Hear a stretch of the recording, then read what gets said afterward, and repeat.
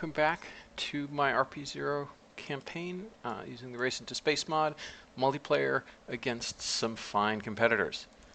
In the last episode, we failed once and then successfully achieved polar orbit.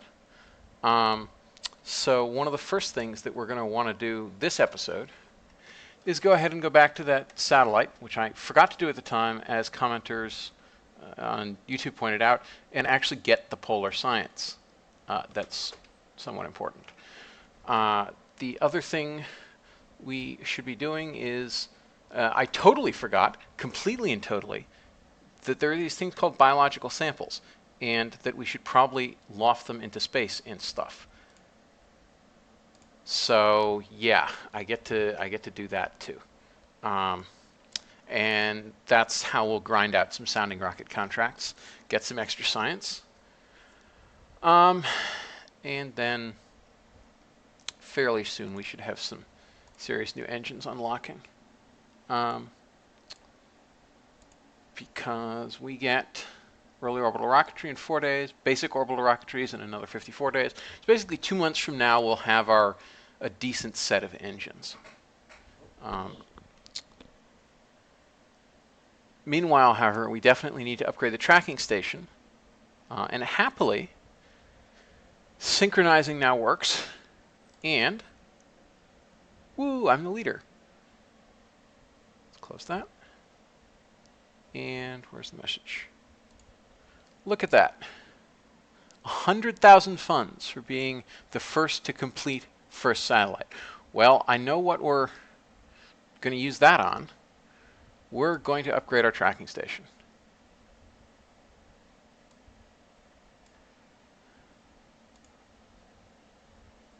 We're definitely upgrading our tracking station. Let's look at the timelines here. 273 days. Now, right now, it's what is that? About, I think, 174 days in, I think is where we are. And we know that Sound and Fury is about to do a lunar shot. Sound and Fury is at, I think, March of 1952. He's done one lunar shot and just missed the moon. So the question before us is, do we think that we can snipe that? As has been done to me before, although not by him, by some other people. So Piano Josh asks, presumably Race into Space can't know who's first until everyone passes the in-game date that the first person got it. That's correct. That's why we had to wait until now for me to get the funds for first into orbit, because our Sparky C had not yet passed that date. 273 plus 174 minus 365. So that's 82 days into the next year. March is somewhere between, I think it was mid-March. So he's not going to do another moonshot until the end of March. So particularly if I sunk some points into VAV build rates to tighten up these, oops, wrong thing. Where did it go? There it is. To tighten up these, I could have a reasonable shot of doing it. However, I would have to not fail. The nice thing is that because we're limited on building upgrades and not on tech, let's see. Yeah, we're totally not limited on tech. I mean, I guess this would be stupefying, but if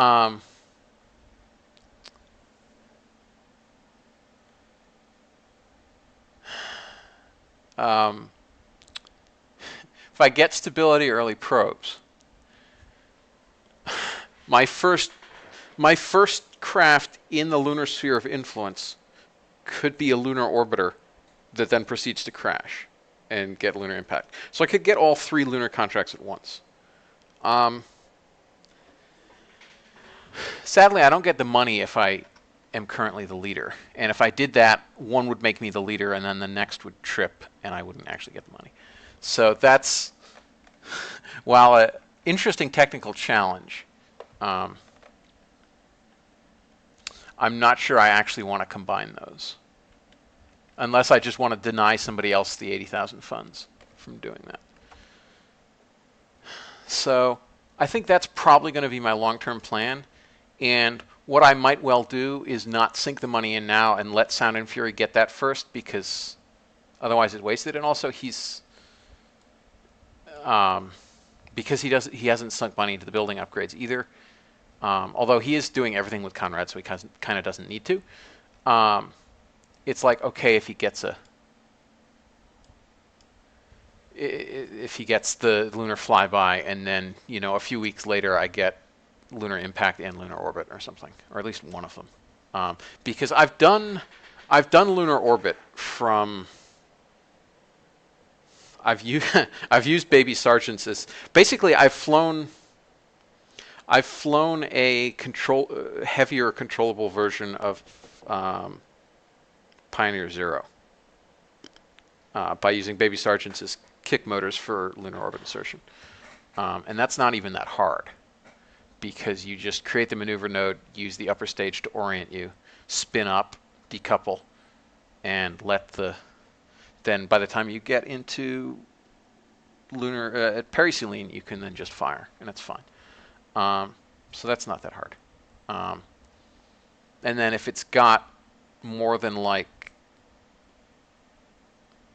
a couple hundred meters per second delta V, which I would have with stability and early probes, then I can crash it at the moon surface. So that's fine. So asked for a quick rundown of my opponents. So we've just been talking about Sound and Fury.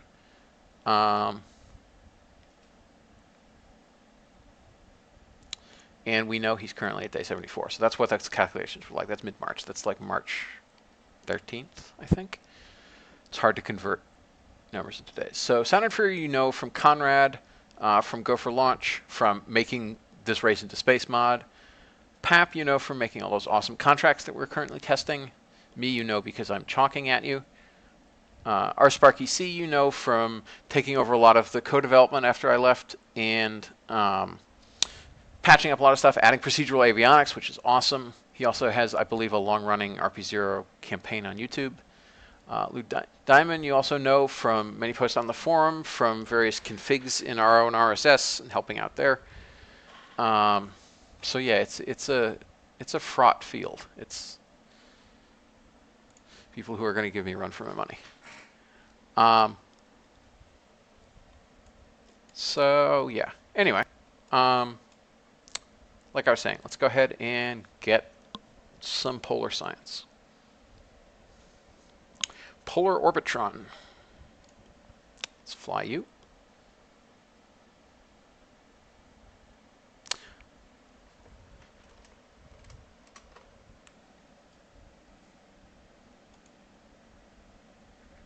Okay.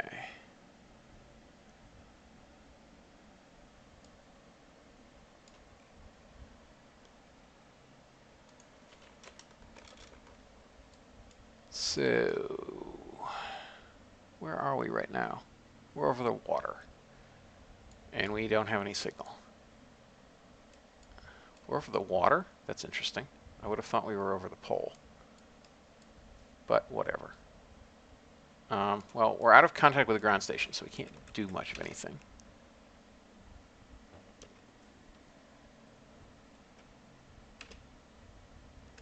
I think do we have Highlands? I think we have, yeah.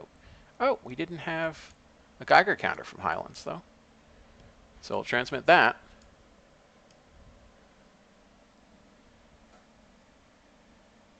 Mast, is RP-0 on CCAN yet? No, it is not.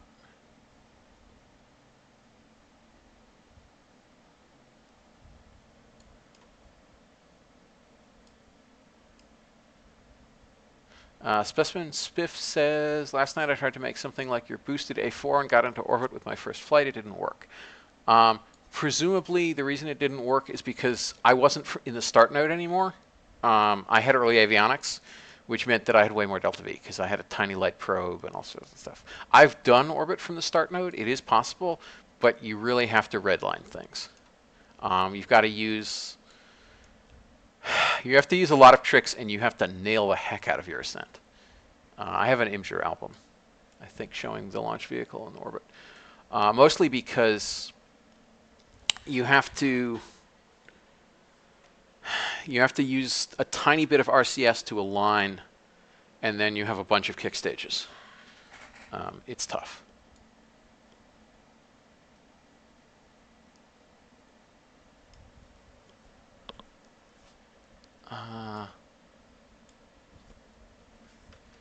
Let's get out of the Highlands.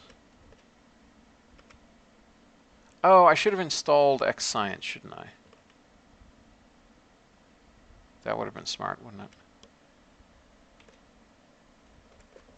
I got all the mountain science, didn't I? Yeah, I did. Okay. Let's check grasslands. Okay.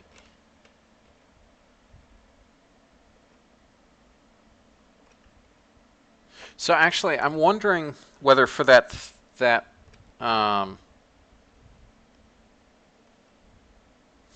launch vehicle that dare not speak its name, I would have done better with Taerobees on the second stage instead of that XLR-11.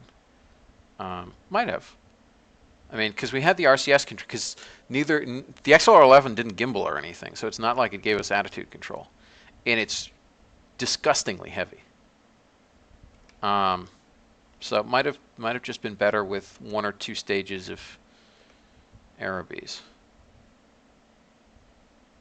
Well, technically wax, because we haven't unlocked the first Taerobee engine yet. That's the XASR-1, which I presume is experimental aerial sounding rocket, or it might just be Taerobee sounding rocket. Navy.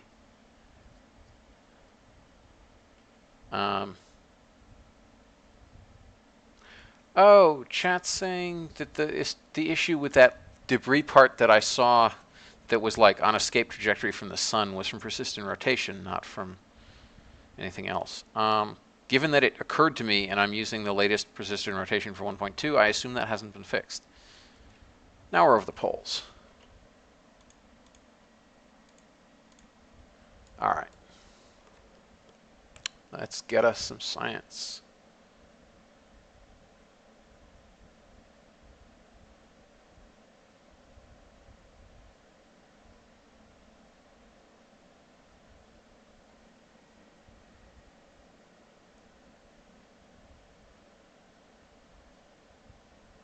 And bingo. All right, that significantly increased our science.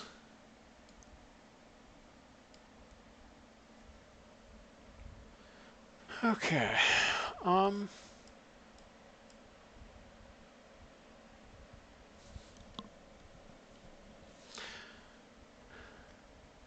my, I wonder. Are you supposed to use persistent rotation and Principia together, or does Principia handle rotation?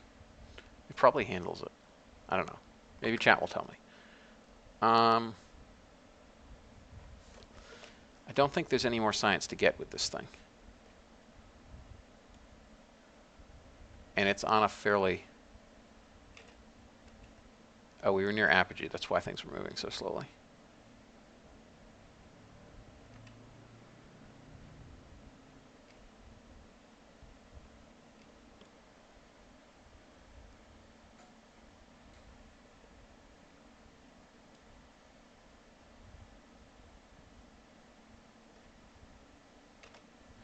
Whoa, that was fast. We hit perigee. Anyway, I think we've gotten everything. I don't think there's anything else to get from this.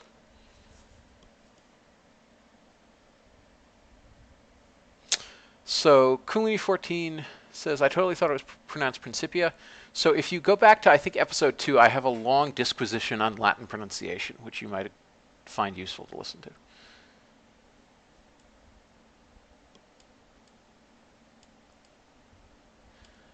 Ash 19256 is talking about that boosted V2 acting as an ICBM. So that boosted V2 to act as an ICBM would need to place something like 5 tons where it took 20 kilograms. So it's not going to work like the world's best ICBM. Because remember, that thing only placed about 20 kilograms in orbit. An ICBM, to put an atomic bomb of the 1940s up, would be at least 5 tons, if not like 13. That's in part because... Oh, apparently Scatterers decided to take a day off.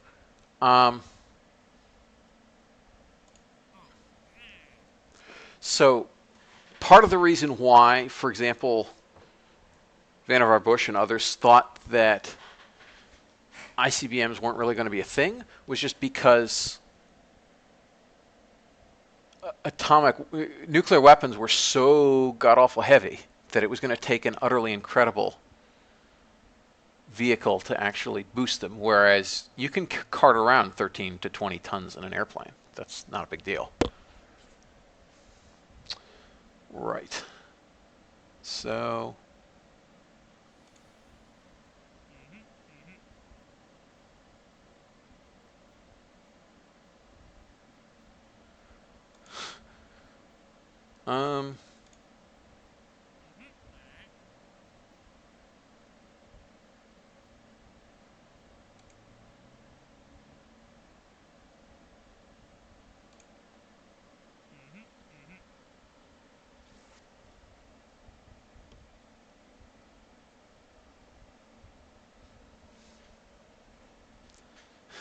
Senator Fury says, not a big deal, he says, for a bomb heavier than Grand Slam. Yeah, but like B-36, baby. Ash, no, the issue is that you simply can't get the delta V that you're talking about for the number of tons that it would have to be even in the early 1950s. Remember, in the early 1950s, hydrogen bombs were still at least that heavy. The minification project led to, you know, something like 5 to 7 tons for R7, and then the only reason Atlas really became possible was because they hit a breakthrough which brought it down to like what, 3 tons.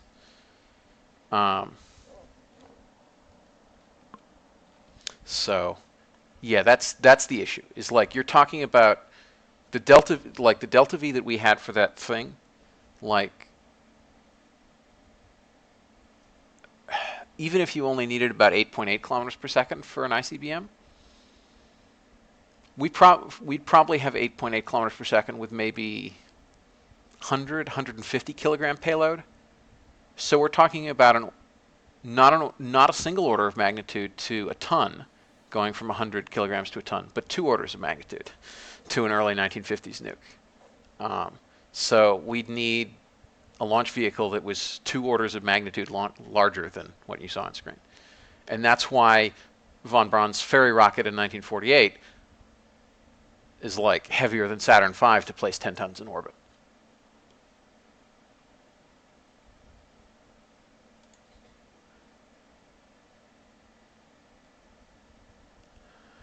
Anywho, back to the more civilian-y things. 230 kilometers. That's kind of too high for me to really combine it with a biosample. But I'm going to go ahead and accept that and accept the high one just because we have nothing else to do. Because we're about to unlock these.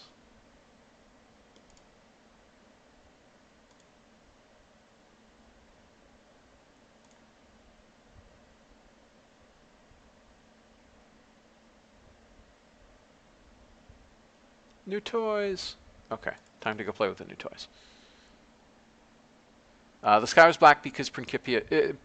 we're talking so much about Principia, sorry. Has nothing to do with Principia. The sky is black because Scatterer just randomly sometimes decides to not work for me. And that was why the sky was black.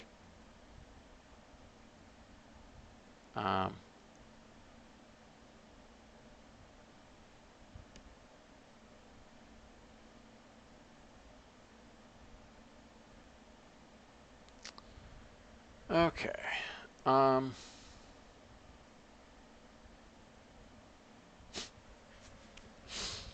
Right. We now have, what else do we have?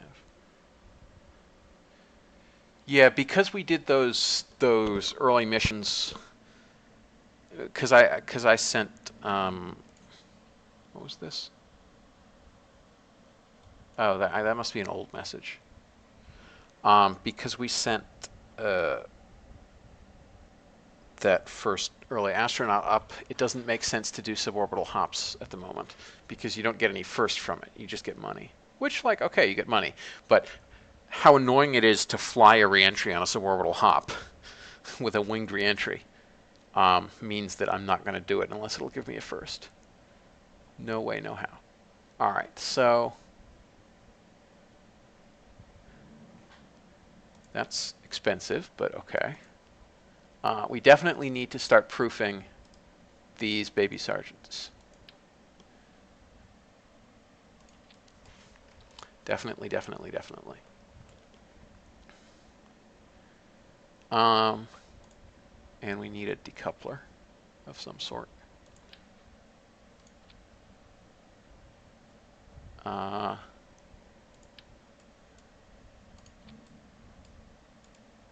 this needs to be tiny.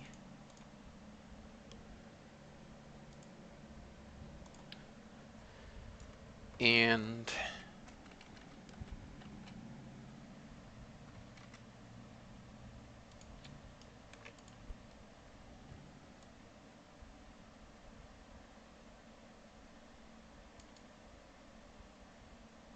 okay.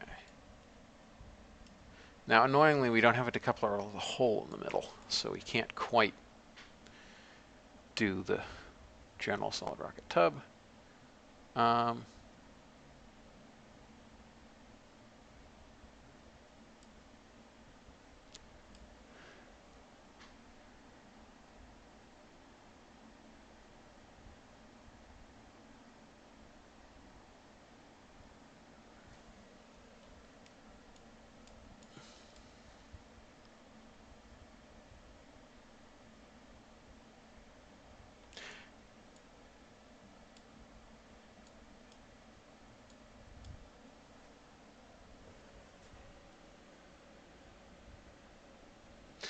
Ash, yes, it's true that the R7's heaviest early payload was Sputnik 3, Object D, which was rather heavier than its warheads. But again, like it was an ICBM on like 8.8 kilometers per second, and Object D, it probably used about 9.6 kilometers per second. And it was 300 tons and about 5 meganewtons of thrust. So yes, considerable orders of magnitude.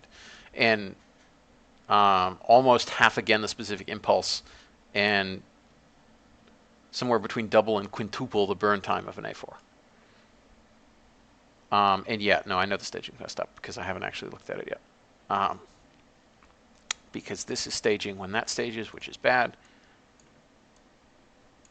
There we are. Because I think what I'm going to do is I'm going to use these sounding rockets to proof our AJ-10 engine, and I don't think I'm ever going to bother with the XLR-50. There's just no point.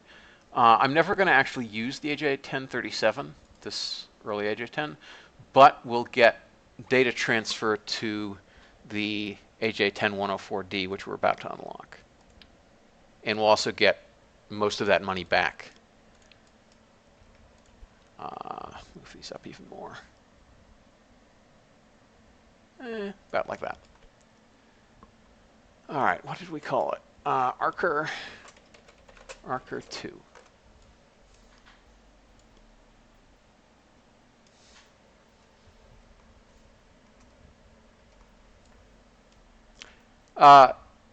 Sound and Fury. Now, you can grumble at air lighting LR-105s. Fair enough. But the original Juno 5 plans, before they got stuck with using a whole Titan as the upper stages, they were going to use a whole Atlas as upper stages. So they clearly eventually thought they could air light them.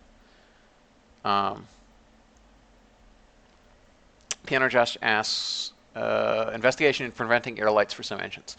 You can totally do that in the config. For example, the LMDE is very, very hard to air light. But air light's different from vacuum lighting. Like, it's really not hard to light in vacuum because there's nothing there. So you don't have to worry about it. When we talk about air lighting, we're talking about lighting something at 50 kilometers and maybe 5 kilopascals of dynamic pressure. That's bad. Let's see. I think I'm going to want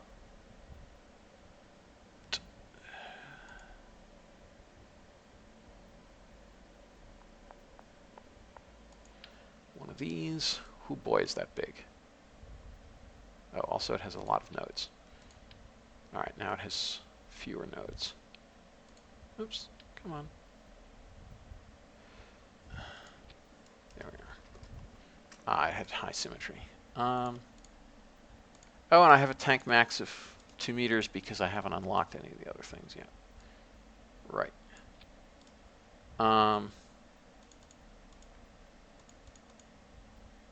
Oh, wait, why am I putting that there? Right.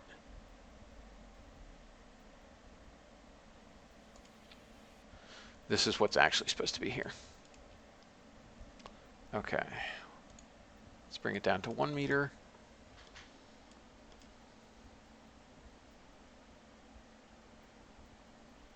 Specimen spiff.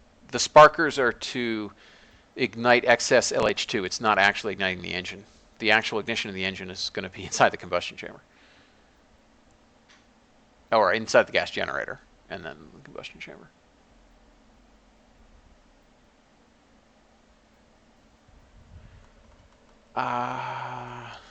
Right. So obviously we're not going to mess around with something so silly as avionics. Even though this engine does gimbal. But, oh, oops, it's not smooth cone. Now it's smooth cone. It's fine. That's fine. Decrease that a bit. Definitely still need to be fuselage. Do that. Let's put another tank below it. I mean, for an expensive sounding rocket, we could proof spin up guidance and stuff like that, but we've already done it with the other things, so who cares?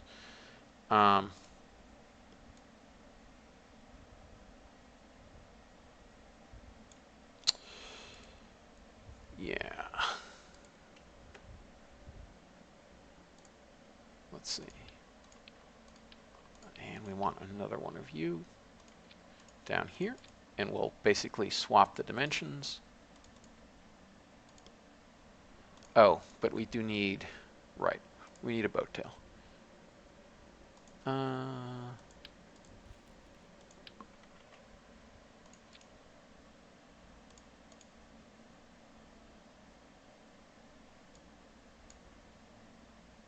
Crossfeed.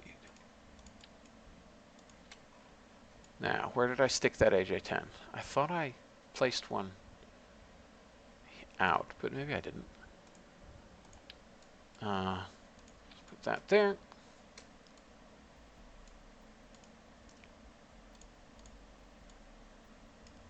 There, all that's looking fine. Now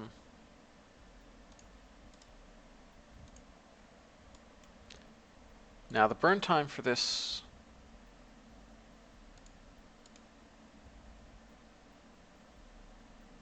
so that needs to go to 100. That needs to go to 100. And this, so technically there's like a helium tank inside it. I think it's 1 minute 50. Let's see. 1 minute 55. All right. So we can go to an even 2 minutes because of TestFlight's grace period.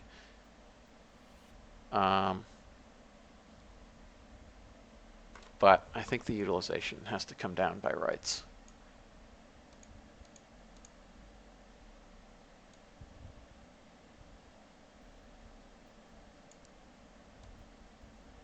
All right, that's fine. Oh, chat mentions that the other AJ-10 is up here. Thank you, chat. It's hard for me to see the grayed out ones. Oh yes, all of you in chat should look at the link that Sound and Fury just posted because it's awesome. Which is how I learned about the moonshot. Well, I learned about it because he sort of mentioned it in IRC, but I was reading about it, and as always, it's super impressive stuff. So y'all should look at it. So we also need some spin-up motors.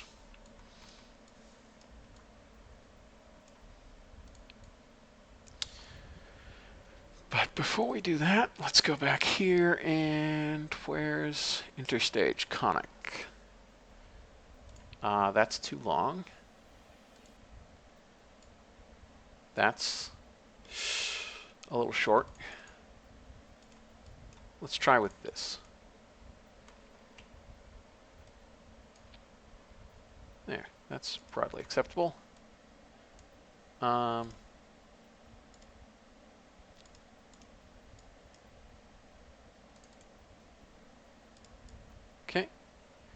And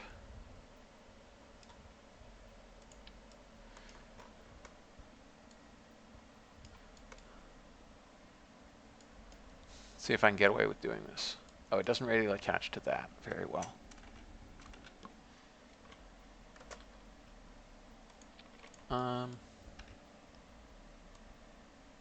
Good.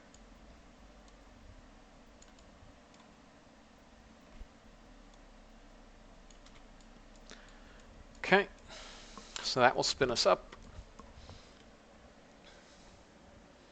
This is going to be a fairly stubby sounding rocket, but it will actually have a crap ton of delta V. Where's... I always like Koenig. Koenig is handsome. We certainly don't need to go that high. That's about right. Yeah, so literally half the rocket is PLF.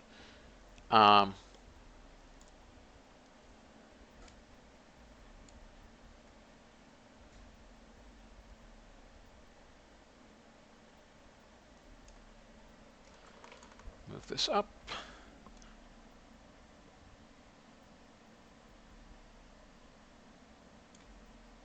Oh, I think that's still on the border. There, that should do. That is a hilarious looking sounding rocket. I guess what I really should have done was a 0.8 meter stage instead of a 1 meter stage, because that would have, that's the actual able diameter. But this works fine. Right, now we need some wings. And as always, I'm going to go ahead and steal the wings what I already got.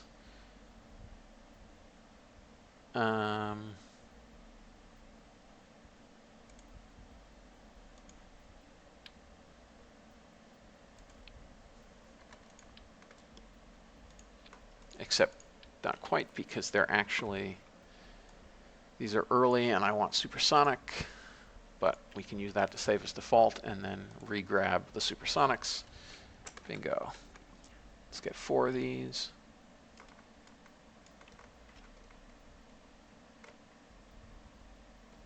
And that will look broadly like Vanguard's fins. Now let's plop all of them down here. Ugh, that's not going to be statically stable, is it?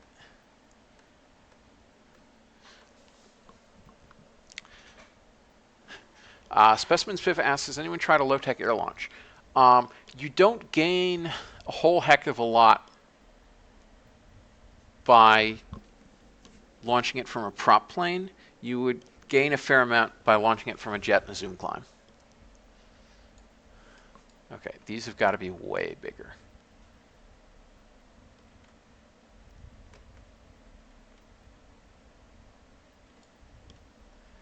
That is more likely to work. How heavy are these things? 21 kilos each. It's a fair amount of kilos. All right, let's look at the stuffs. So first thing we have to do is turn off staging on this. Put that back Now, main engine ignite. Fairing sep. Spin up. Fire, fire, fire. Okay.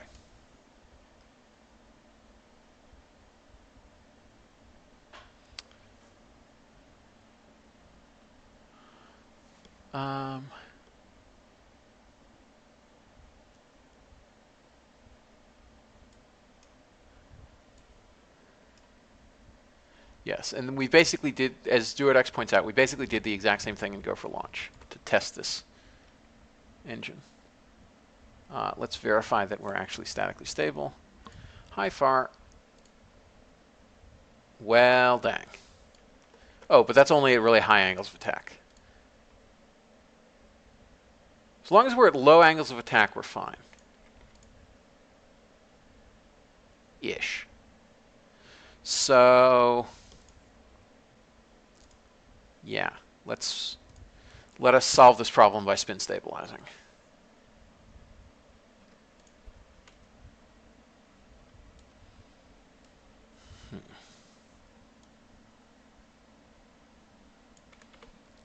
That'll do. That should stabilize us. Our liftoff thrust-to-weight ratio is fairly pitiful, actually. We probably should boost this.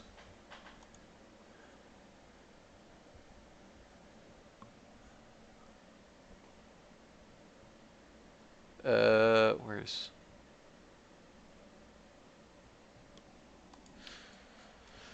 So these things are going to cost way more than... Oh, these are cheap. All right. Let's put some Tiny Tims on here.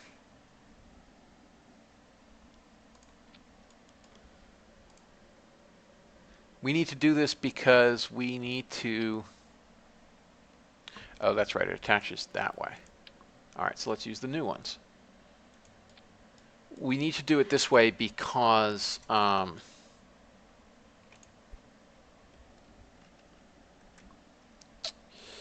we need to boost up to a fast enough speed early enough on that we're aerodynamically stabilized. All right, so that made us rather more expensive, but whatever. It's cheaper to it's cheaper to not crash. Right, and we now need a launch clamp.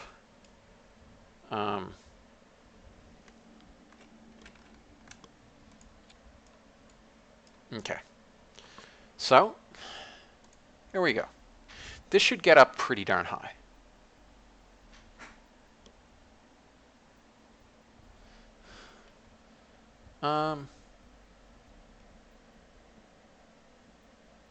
I want to let me middle click you.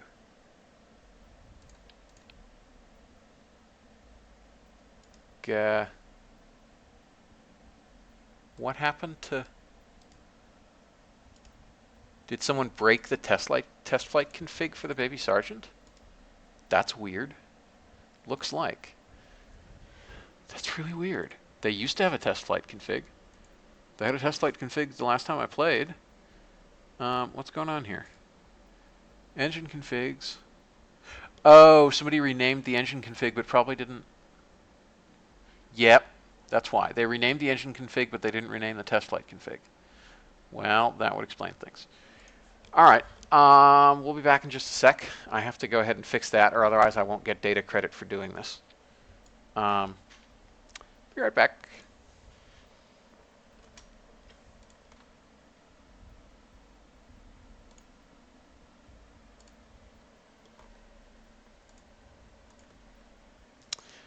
And meanwhile, I hope by the way, I hope I'm making the right choice about bothering to unlock the AJ-10.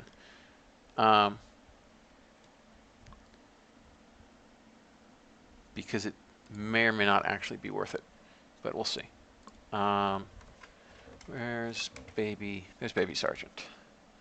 So its config is now T17E2.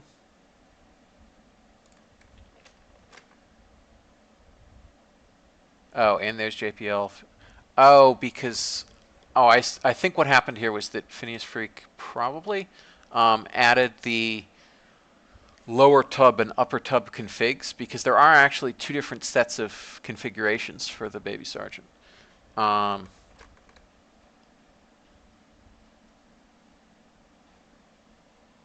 Yeah. Changed what was patched but didn't change the config name. And the config name has to match what engine config is being patched. So yeah, so that would explain it. So let me just quickly fix that.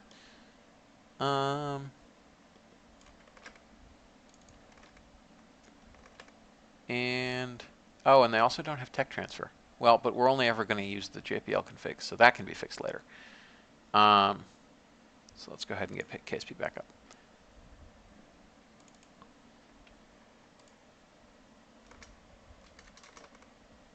I believe I've fixed that.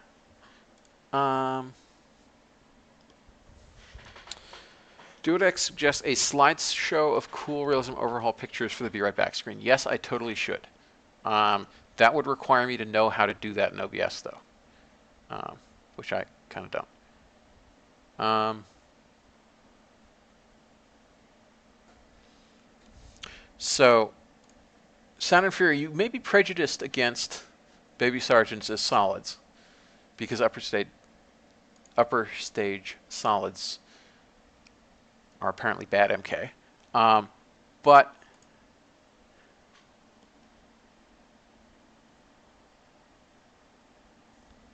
the advantage there is that I don't have to worry about ullage. And you can't shut the Baby Sergeants off, but for something like lunar orbit insertion, I don't care exactly what orbit I'm inserted into. I care that I don't have to bring along some SEP motors to do my ullaging for me when I don't have actual avionics. So that's why I care about Baby Sergeants here. I've also inserted into geostationary orbit using no avionics with a cluster of Baby Sergeants. That was fun. So Sound and Fury says unlock the early AJ10 for orbit, but ignoring the mid AJ10 and going straight to Agena. Well, you can go straight to Agena, but Agena A is just not that useful. I mean, it's useful if you really need the Delta V, and in particular because you can use it with balloon tanks, because the actual Agena stage is ridiculously light. But it's not really useful until the B. And by and large, we're not limited by what we can stick on top of an existing booster, because we can just design a heavier booster. So if our Able Star upper is heavier than an equivalent Agena, who cares? Because we can just have a bigger booster under it.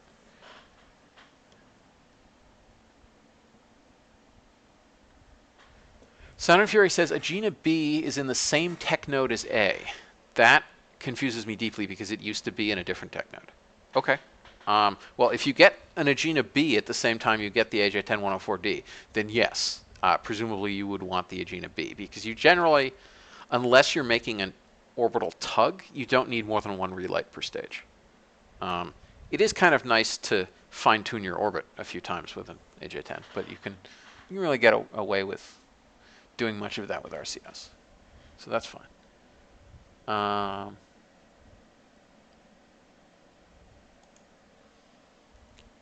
So yeah, patch is complete. Starting back up. No, we don't want to wade through Kraken. Why is it saying waking Kraken? That's mean.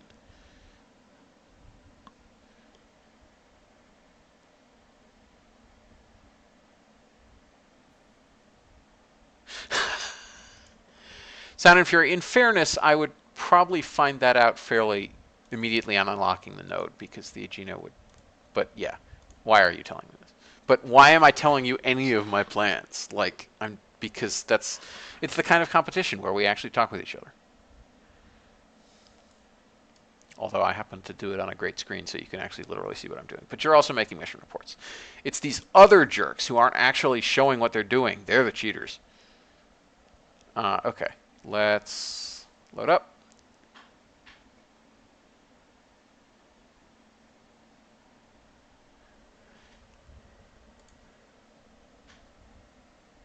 Market here.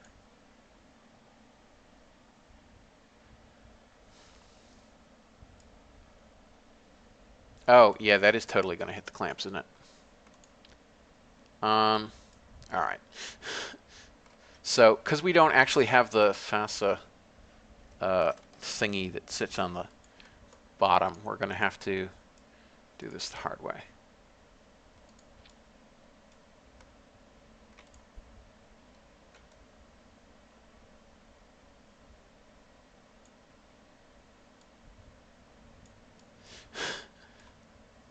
This looks completely silly, but okay.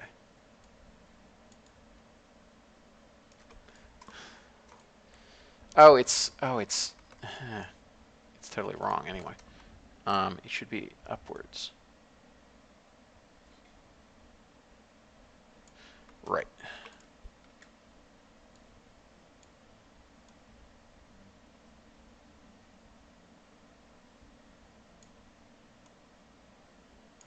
All right.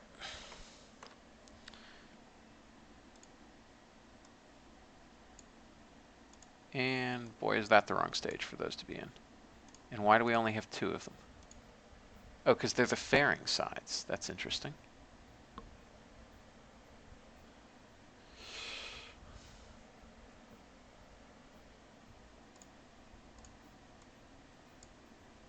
Fairing sides go here.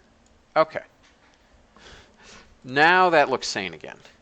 Now, oh, they're in the wrong config.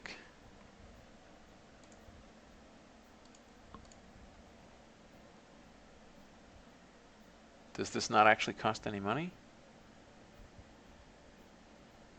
Oh, it's being hidden behind KCT's thing. There we are.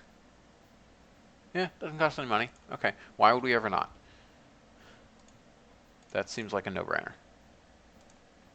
All right.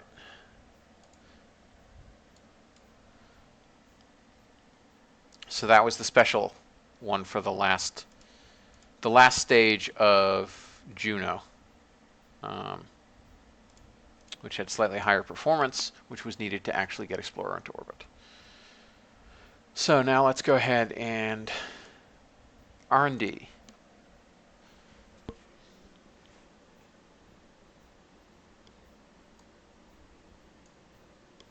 We have lots of money. Let's hire the best R&D we can.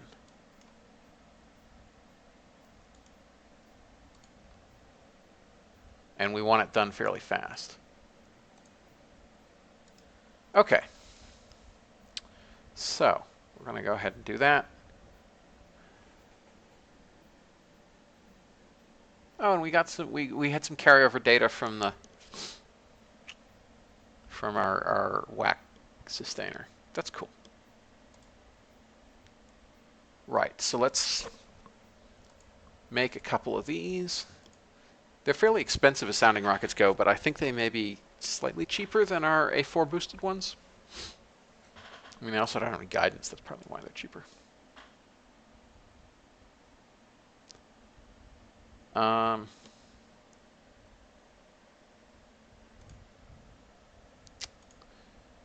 Yeah, 20 science. I don't think there's anything else we can unlock, is there? Flight control's expensive. Stage combustion's expensive. Basic solids we could unlock.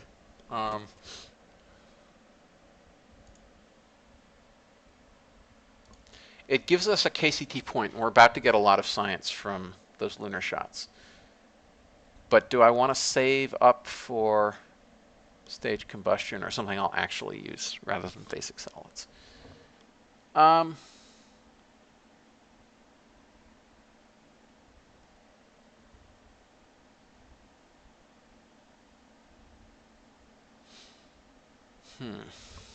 Do I want that free upgrade point? That's worth 10,000 bucks. Will I get 20 science fairly soon? Will I lack for 20 science versus... That's expensive. Oh, and this is a moderate playthrough anyway, so I have more science than if this were a hard playthrough. I think I'm going to just spend the money instead of...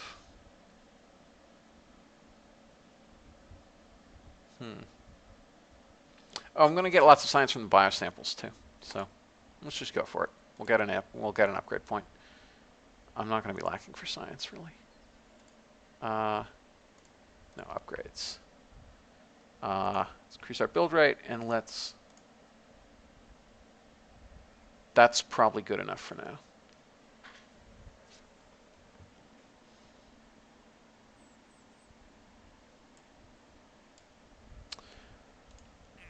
Interesting question. When do I want to actually commit? This is day 174. Well, we'll certainly be on the moon by this time next year. I think it's fair to say. So I should at least get one of these contracts.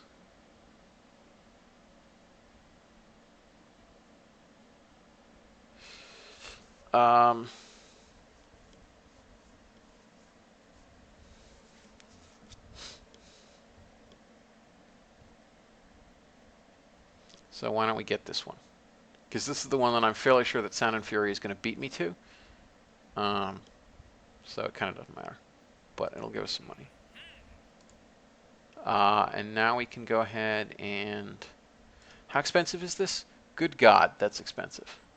Well, we're probably going to commit to a lunar flyby to pay for that.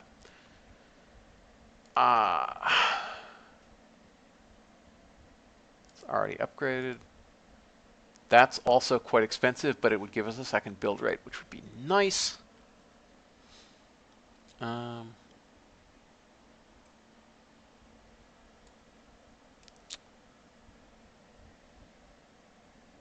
Oh, right. First EVA. We can almost afford that. So we probably should save up for that, shouldn't we? Oh no, we actually have to save up because those engines are going to be expensive to unlock and fly test flights.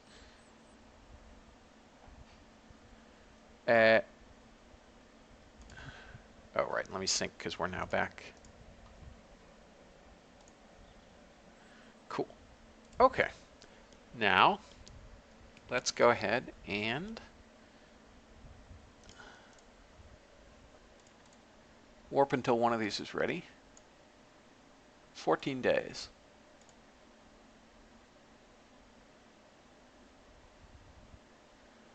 Okay. Now let's look at our R&D teams and see how much progress they made.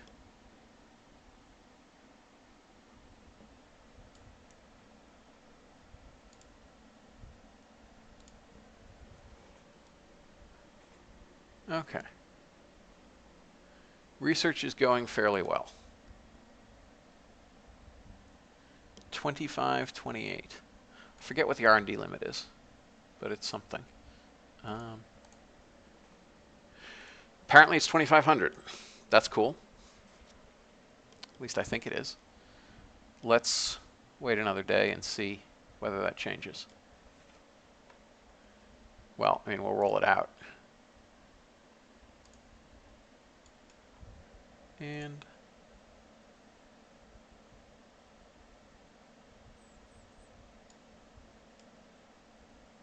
that was 2,500 even, and that one was like 25, 28. So let's see.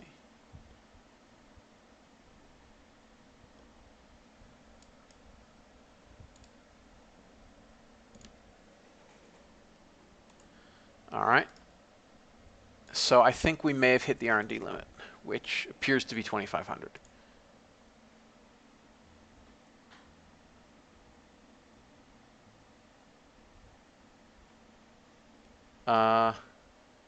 Right, so let's go to, oh, it's not quite done yet even.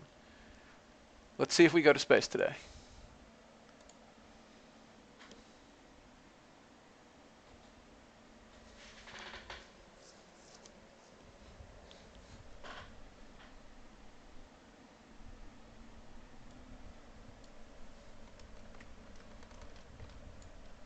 Oh, does it? Oh, right, it doesn't have SAS either.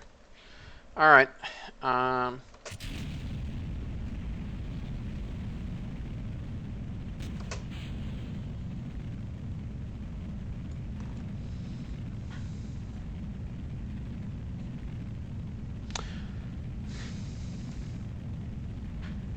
Well, that's not the world's straightest trajectory, but it should work.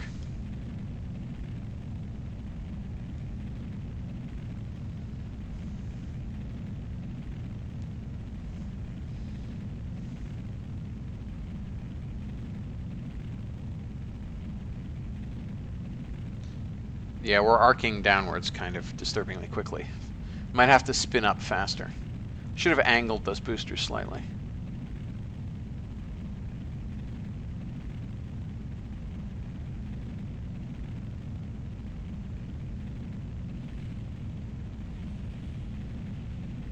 Oh, I guess that was the boosters hitting the ground.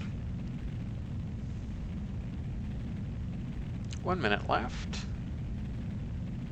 Did we have a performance loss, or is this just not doing well?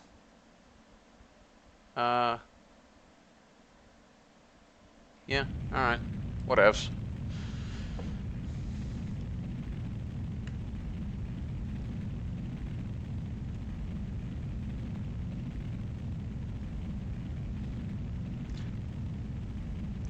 Sound and Fury, and the reason why it's white fuming is because it's inhibited, and that's what the eye is for. We're going against the rotation of the Earth, which is not going to help us. Ugh.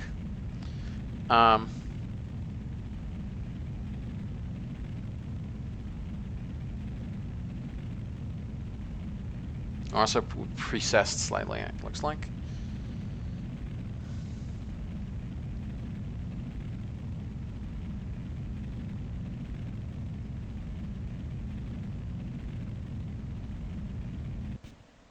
Okay, and let's wait until we get down to about 5 pascals.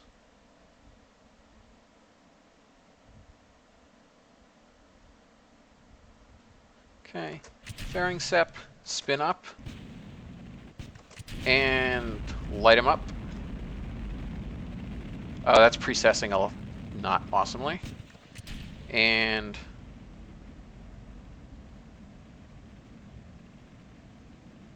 that's distressing. We're not actually going to hit our altitude target.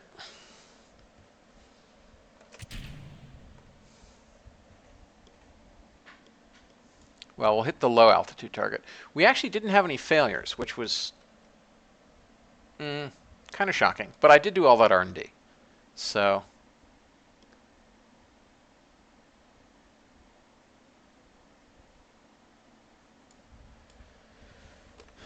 all right, let's at least get the low one. That gave us one of them. 230 kilometers, yeah, whatevs.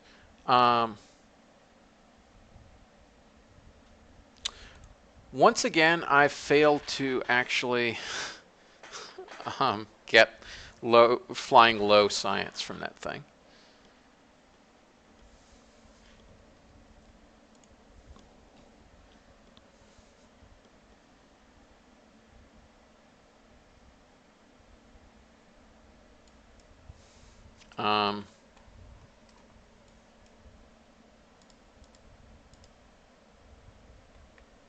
Let's bother to bind it. We want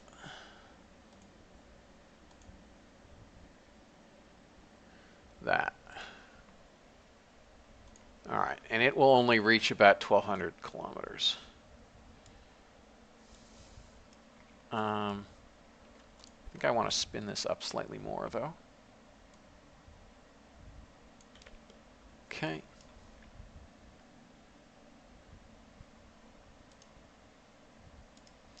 And we're going to replace it with a regular Tiny Tim, because I dislike how long that thing burns for.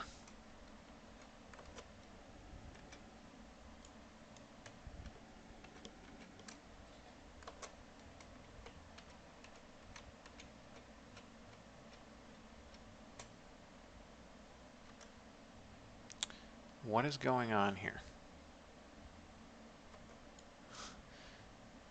It's the weirdest thing ever. Why is it not actually...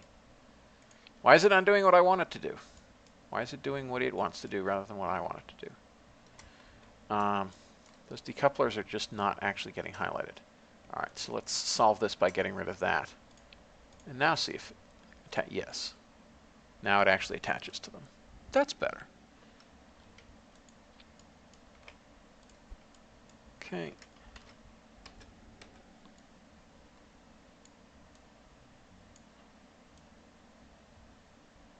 Okay, and that looks about right. Let's put this back on. All right. Now I think that probably lowered our delta V some, but it boosts us faster, which will lower gravity losses and do some other nice things. Stabilize us better. Sound and Fury, the way you change the gizmo's orientation is with F, between absolute and local.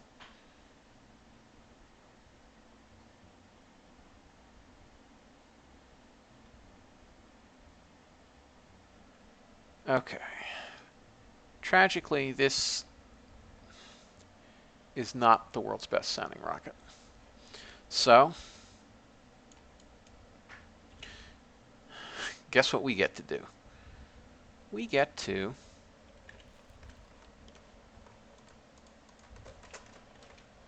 put something under it.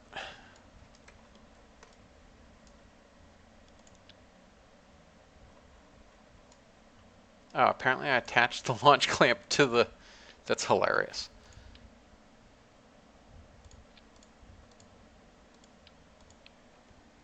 Okay. So, let's go ahead and merge this on. Oh, oops, that's literally our current thing. I wanted the 1. I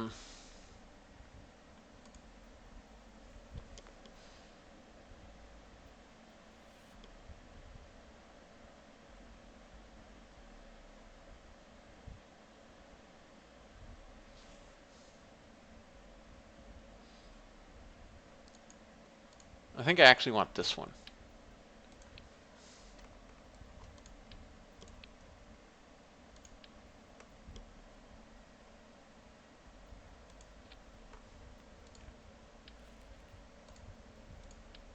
Yeah, because that's already attached, right? And wow, that's not actually that much more expensive, is it? That's hilarious. All right, so now we get to reorganize the staging. Oops. We actually want to do it this way.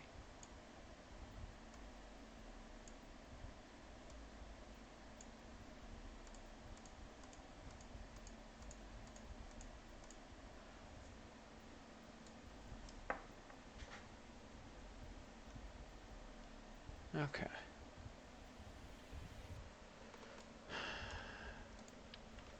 Doobie-doobie-doo. Now, that thing has enough delta V to reach orbit, so it will most certainly be enough delta V to reach 5 megameters, I think. I think the crossover point, I forgot what the crossover point is. But anyway, this should be fine. And happily, that's statically stable, so we won't even run into any issues. At least I think it's statically stable. And this won't be statically stable, but we have guidance, so who cares? So, I'm going to build one of those.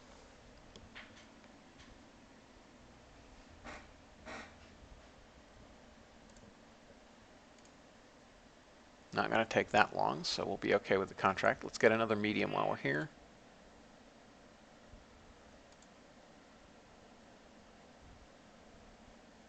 I did get that lunar contract. Well, it's not going to cost 60,000 to unlock those parts, so let's buy another one of these.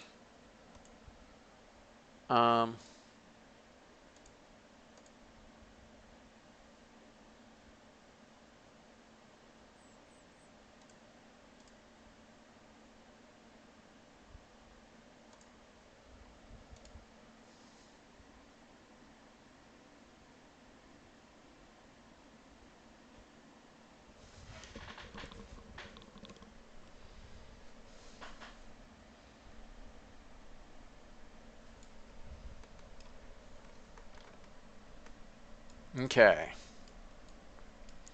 Welp.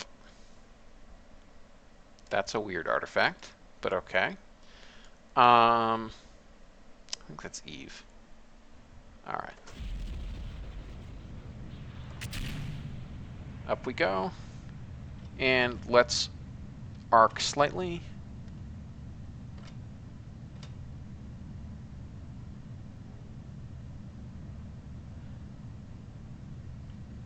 Why are we rolling? I didn't tell you to roll. All right, so we'll use this. Heading pitch 85, execute. Let MechJeb. What the heck is going on here? We do have guidance, don't we? Yes. Oh, because we're spinning because these fins are making us spin. That's the whole point. Oh, and also we're going to have to hot stage. Because I didn't provide any kind of ullage. Right. Fun times.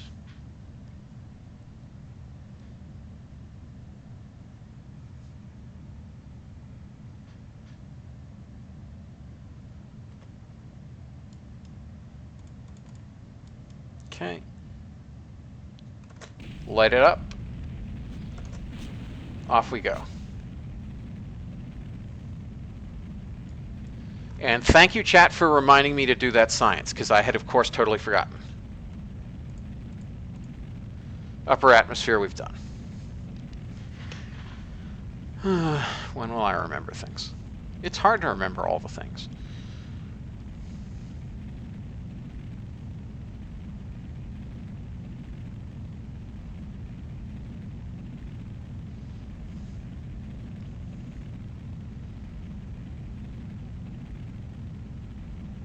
Well, we certainly don't need our fairings anymore.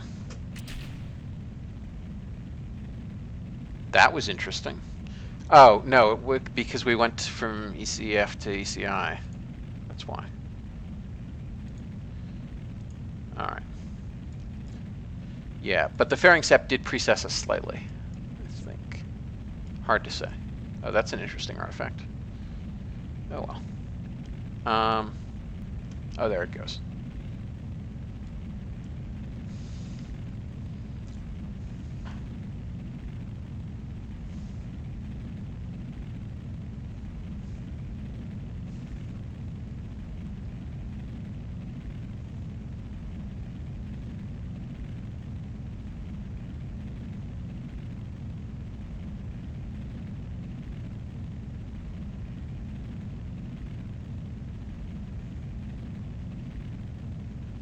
Yeah, if we ever need to launch another early satellite, we should use this and just put guidance on this stage.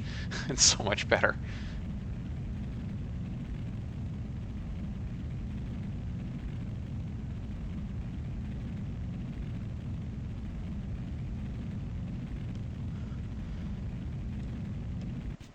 Okay, and no reason to wait, so we'll spin up even faster, light that up.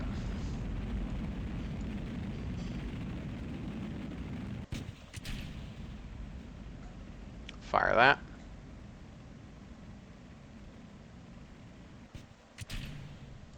Okay.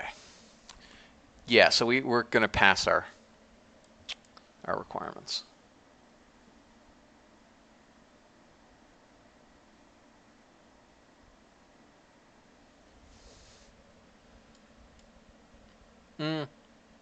Worked pretty well.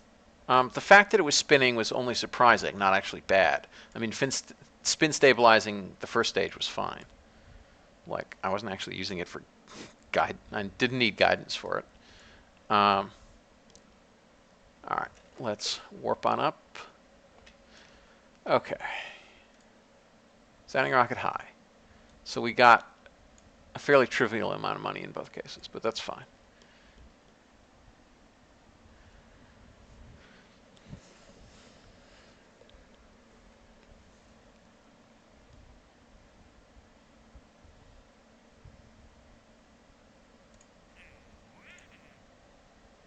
There's another 240.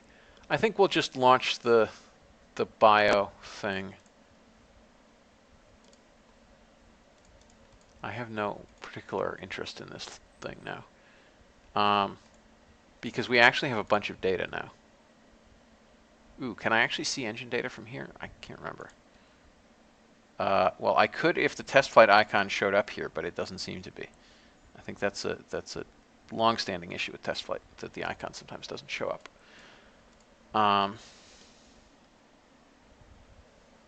Let's see how we're doing on data for these things.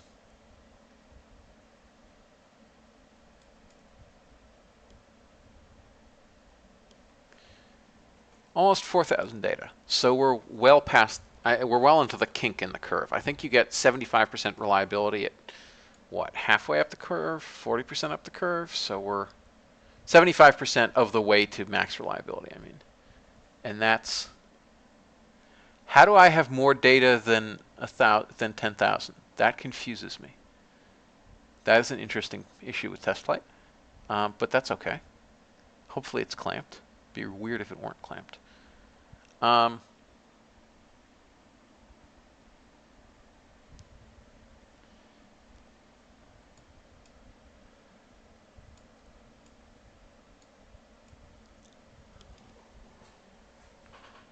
Right.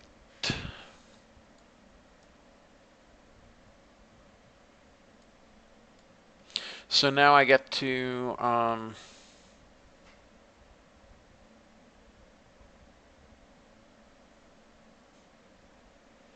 build a biosample tester, I think. So let's go ahead and get the Archer 2 as a base. We sure as heck ain't going to need these things, because we're not going to be spinning up. And instead of all that,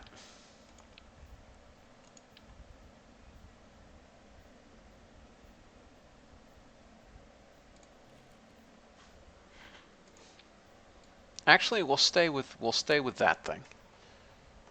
It's expensive, but we'll recover it, so we don't care that it's expensive. Parachute. Oh, let's go with. I guess we should put the biosamples on first. Turn off decoupling on this.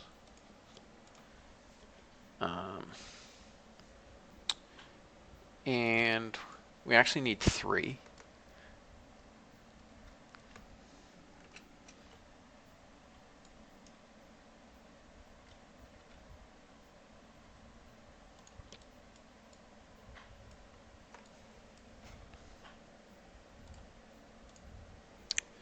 So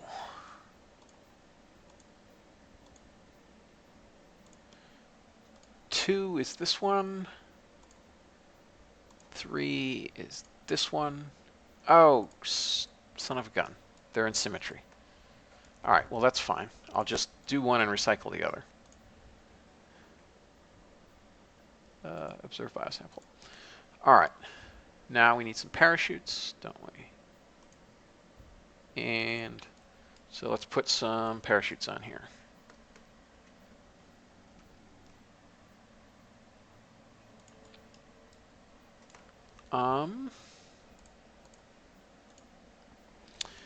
So we want main. Why would we pre-deploy at 30 kilometers? That's crazy talk. 4,500, 2,500. Let's touch down quite slowly. We'll use wet. We'll apply twice. Parachutes are now quite light. I think actually we're going to want to move them up to the top of this thing.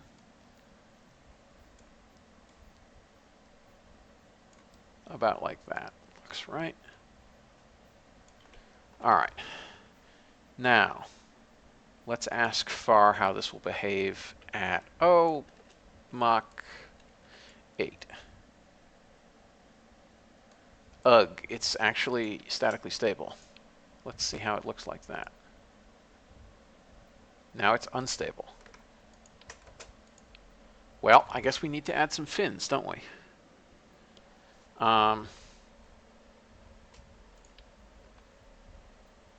Apparently we need to add a few fins.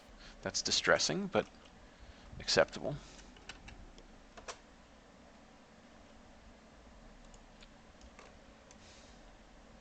But they really need to be much smaller and look more like this, I think. Now let's see what our stability looks like. Oh, that's much better. Wait, no, that's wrong.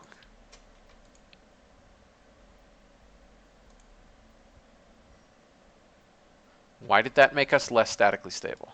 That's distressing.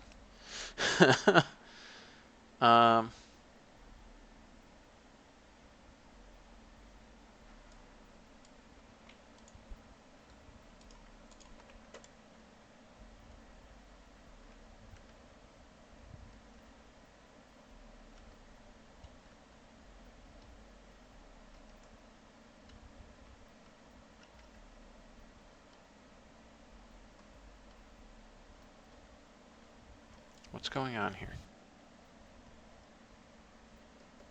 I thought T was supposed to... Ah, yeah. Oh, it's different vertical and horizontal. That's cool. Okay.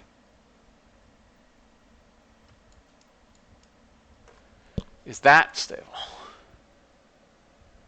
That's better. But what about this way up? Okay, so hopefully it will keep its orientation.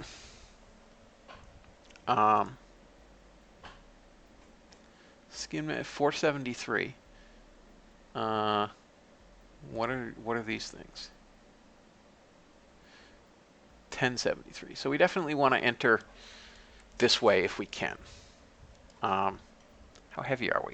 124 kilograms. That's non-trivial.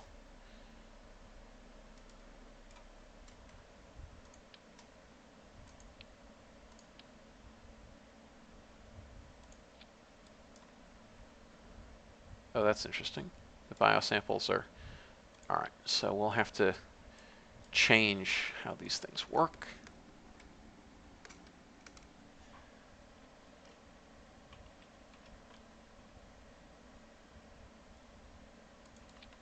All right.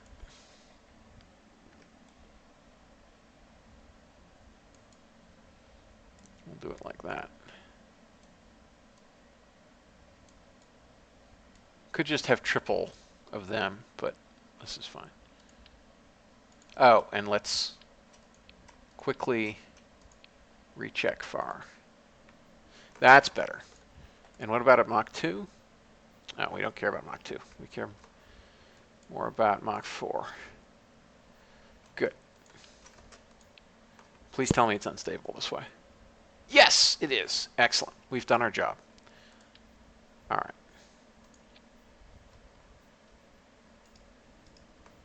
Extra radius.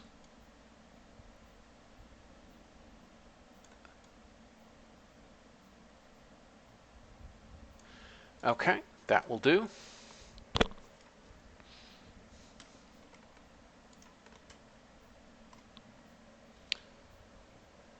So let's get rid of the FAR interface. This can come down quite a bit. Just check staging. Those things. That thing.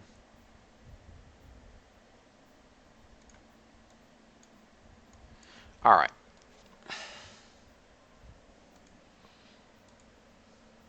Let's get ourselves some science. Wait, that was... I didn't even look at the delta V. That was stupid of me.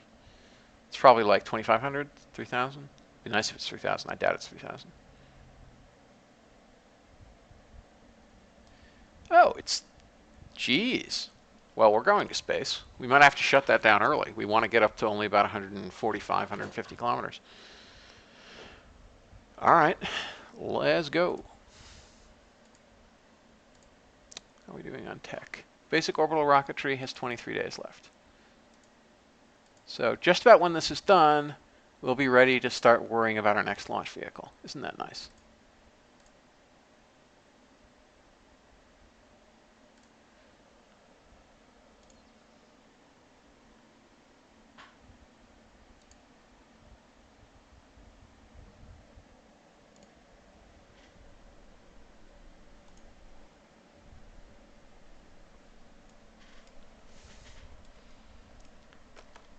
Well, let's see how we do.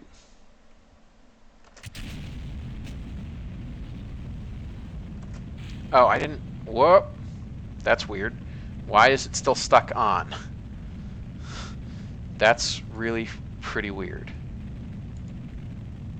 Well, that's going to harm our delta V, and no mistake.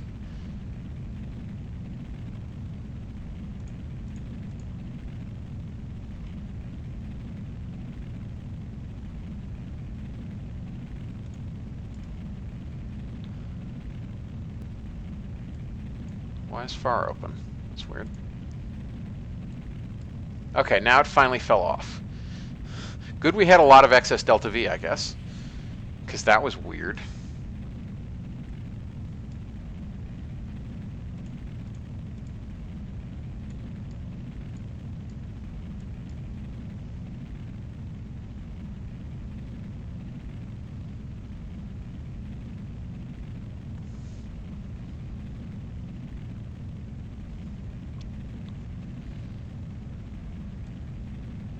Well, that's not the world's best precession, is it?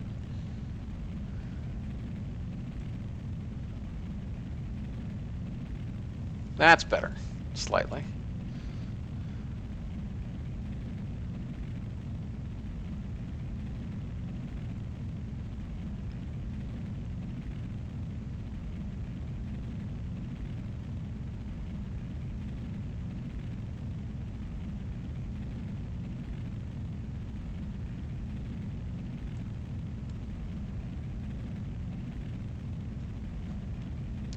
All right, now we're coming up on a good altitude. We want, what, 150, 155, I think?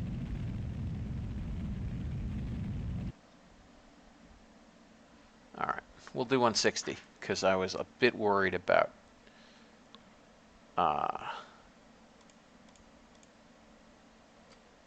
right, so we'll keep one of them and toss the other.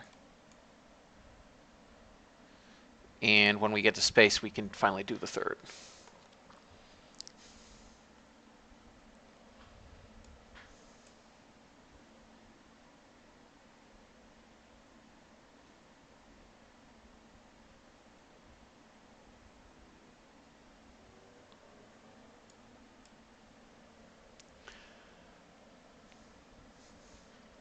Okay, let's transmit some science.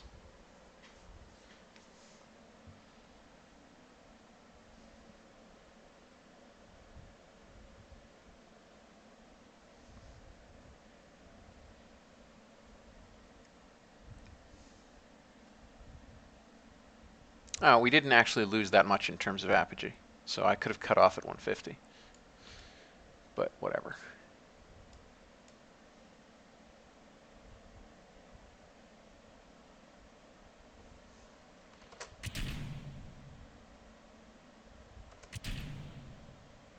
Okay, here's our happy little biological sample thingy.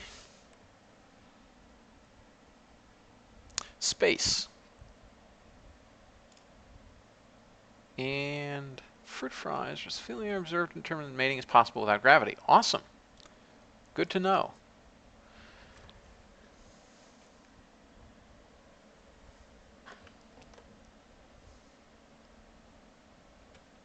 All right, so we'll warp on up and then warp on down.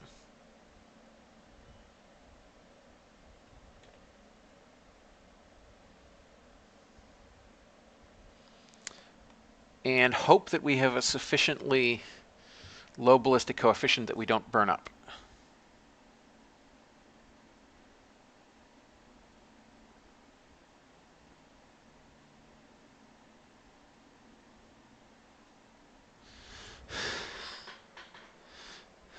Now, Sound and Fury, I'm not actually doing that well because, like, I already got sniped twice. You're going to snipe me for the lunar stuff. Although, in fairness, I might snipe you, but probably not. I don't think I'm going to really bother to try. But, Pap, what you did miss was... so, chat says arm parachutes. I'm not going to arm parachutes until I'm sure that we're going to be slow enough that at 4.5 kilometers we'll be subsonic. Because if for some reason we're supersonic at 4.5 kilometers, I want to wait till 3 kilometers when we go subsonic. But I think we'll be subsonic before then. I hope so. Pap, as I was saying,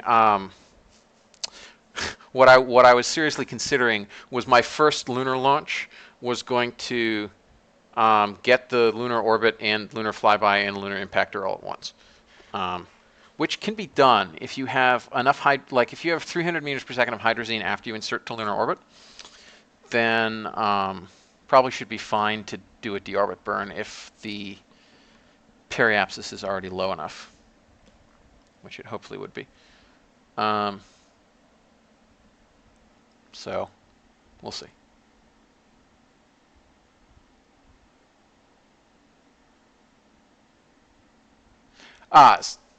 Sound and Fury, fair enough, yes. The other evil people snipe me, and whoa, that's interesting. We're actually apparently statically stable on our sides. But okay. 10 Gs, but we're doing fine. So I'm going to go ahead and arm the parachutes. So apparently one of them didn't have its settings applied. That's interesting. But okay. Only one of them had its altitude settings applied correctly. That's why RealChute, why? We wanted. Let's copy the other one's settings.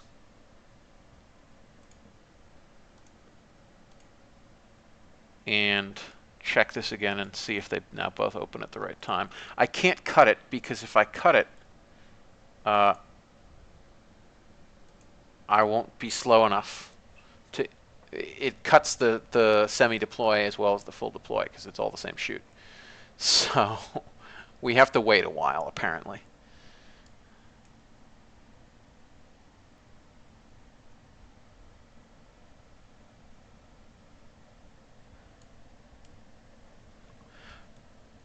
Oh, I might have hit apply settings rather than apply to all counterparts or something. Yeah, you're right. That's probably what I screwed up. Which means actually that, well, I don't know what. I don't know whether we'll be okay. We're going to see. Let's take some more science.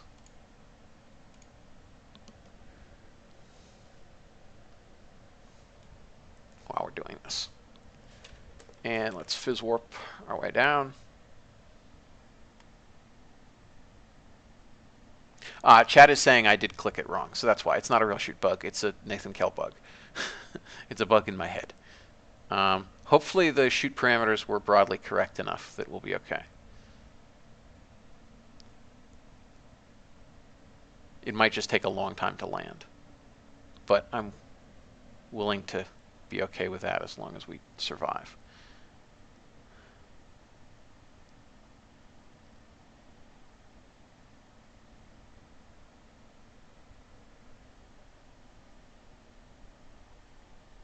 So, right, now we've semi-deployed both. Oh, yeah, we're gonna, it looks like we have totally differently sized parachutes. Hopefully it's still slow enough that we survive. Let's see what fun times we get to at 2.5 kilometers.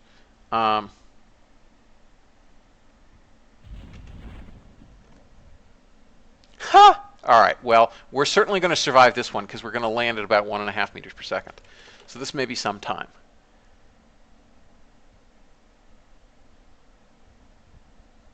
It's, do I dare do this? Do I dare cut the tiny chute? I think so, because I don't want to wait this long. Oh, that didn't actually do much, did it? That chute was so tiny that it wasn't contributing much. At least now we're going at 2 meters per second. So, what does that mean? 2,000 meters at 2, that's 1,000 seconds. That's depressing. So I have to sit here for 1,000 seconds?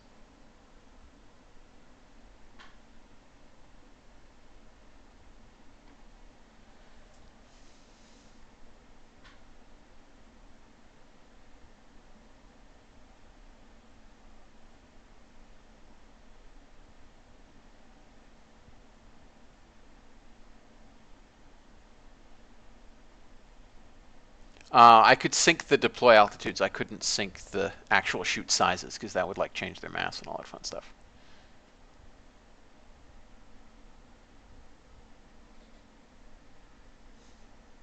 We're 1/6 of the way down.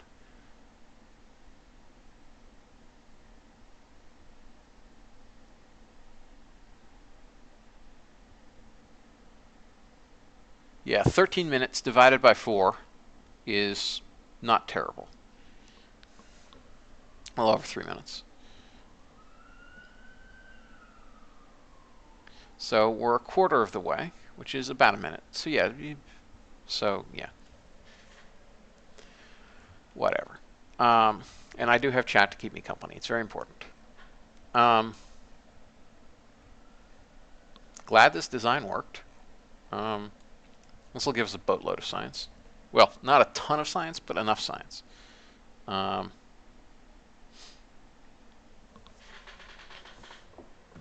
yeah, so now we get to start thinking about what kind of launch vehicle we want to build now that we have like actual launch vehicle technology. And I've been thinking about this. And using just that node and, I mean, also basic avionics and basic construction. I think actually possibly early construction alone, just with like default tanks, no balloon tanks. I should be able to get about 7 tons into low Earth orbit with an R7 with an LR105 upper stage.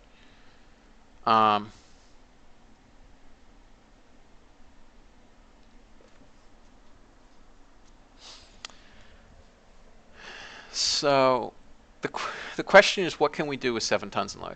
So if I have balloon tanks, I can do 9 tons. But anyway, what can we do with 7 to 9 tons in low Earth orbit? The answer, tragically, is not much. Because we don't need more than about 1.5 tons for the capsule. We don't need to send much to the moon. We could send, I mean, basically we could send a really hefty lunar probe that got into lunar orbit. I mean, we could send something that had enough batteries to run the Able avionics unit, maybe. But we're going to get stability early probes soon, so why bother?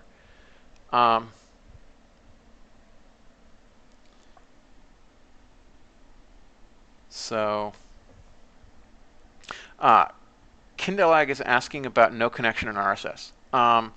Kindelag, that sounds like for some reason you're at a launch site that doesn't have a ground station nearby.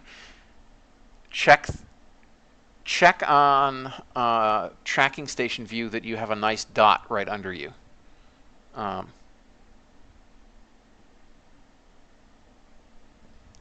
If you don't, then that's what's wrong. If you do, then for some reason you're not connecting to.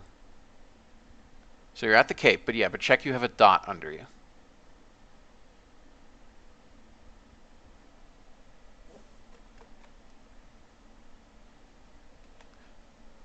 Oh, yeah, you definitely need to be using RemoteTech.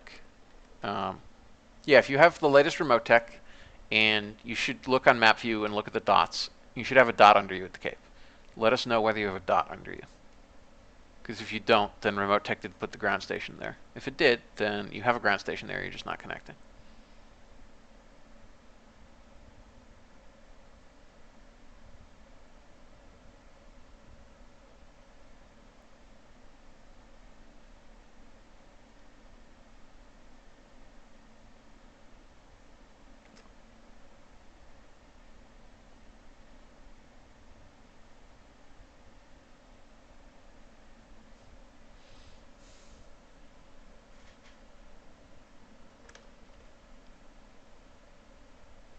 Almost there.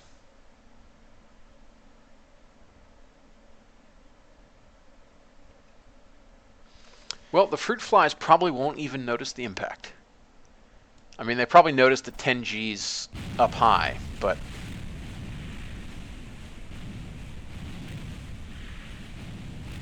Okay, okay, okay. That's enough of you.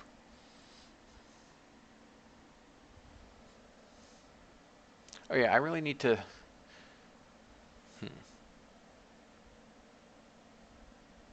13 science, almost 14. Well, more than 14 with all the stuff we transmitted. And we got 500 funds back. Not that we really care that much. Okay. Now we're back up to 20 science. And 5 days.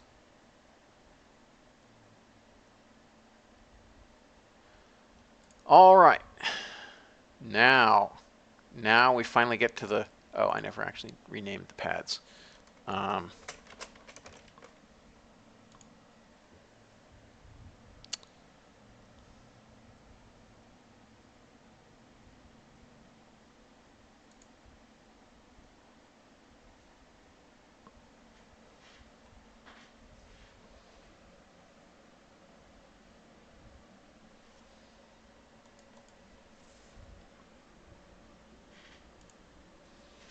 All right, now we get all sorts of fun times. Good I left a lot of money in the bank, because these engines are actually fairly expensive to unlock.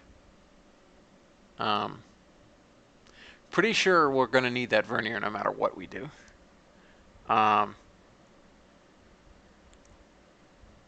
Where's the XLR 81?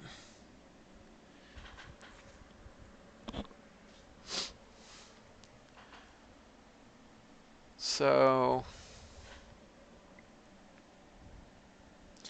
13,600.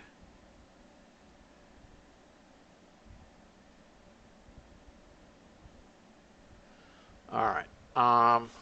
Oh, I think nobody ever made entry cost modifiers for them. I guess I better do that at the end of this episode.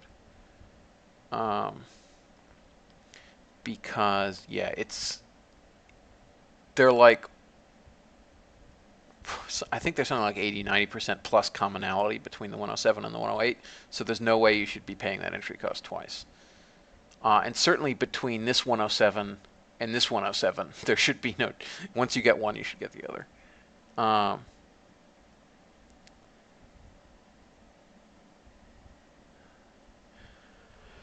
So, what to build? What to build?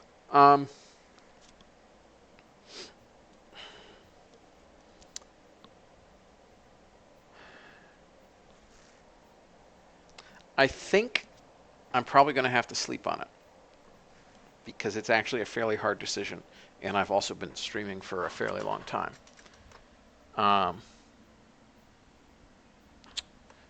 Yeah, an hour 40.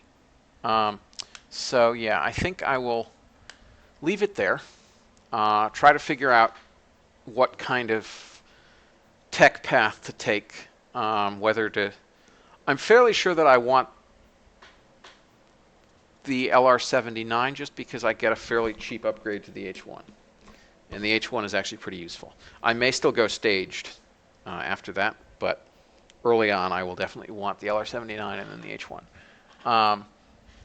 But I might want the RD108 to make an R7-like launch vehicle, or I might do a traditional serially staged launch vehicle. To get like 5 or 6 tons plus into orbit, I definitely need an R7 with an upper stage of some sort, either whether collection of RD-0105s or a single LR105, I don't know, but it would definitely need an upper stage. If I only needed a few tons in orbit, I could easily do it with an LR105 and 2 or 3 LR79s on the first stage. But I've done that so many times that's sort of boring. Anyway, I'll think about it. You guys can think about it too. Let me know. And I'll see you next time. If you're watching live, it'll be at a different time tomorrow, assuming it even happens tomorrow, because I have family coming by at the time when I traditionally stream, and similar case Sunday. So we'll see. So whenever I see you, I will see you again next time. Thank you, everybody, for watching, and have a good one. Bye-bye.